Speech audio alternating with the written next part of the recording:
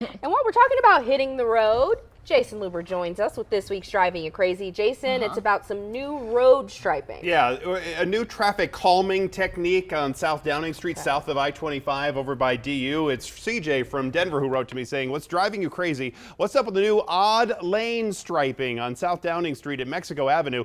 It's forcing traffic into the parking lane. I saw a truck almost hit a parked car trying to stay in that new lane that was created." Well, you had me at odd lane striping, CJ, and I had to see it for myself. When I drove down there, how I best can describe what happens is there's a double yellow center line that splits into the letter Y.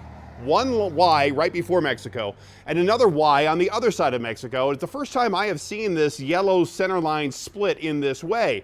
Now, the center line split is a fairly new traffic treatment for the city of Denver, used only in 2 other spots in the city. Both are out to the west side of town along Julian Street. Now, Denver traffic engineers tell me the new striping is intended to create a slight deflection to the right, which has been shown to slow down traffic. They tell me the deflection hinders the ability of a person to drive in a straight line, unlike that guy, so they naturally slow down. Well, and that's what I found. I found just the opposite. Most drivers ignored that deflection and kept going straight over the new paint, and they didn't slow down. The speed data here shows that most drivers are going around 37 miles an hour. The speed limit here is 30.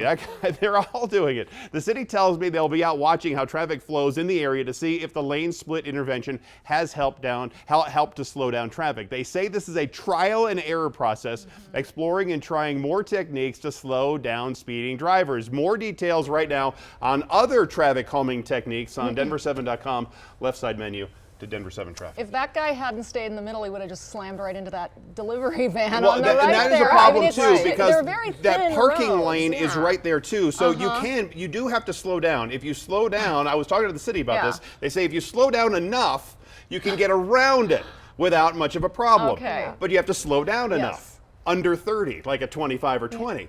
Which they want you to do. That just looks like an area, though, if you travel that way, you're traveling that way all day, every day. And you you're get on used to the autopilot. pattern. Yeah. So maybe a sign saying we've changed traffic patterns.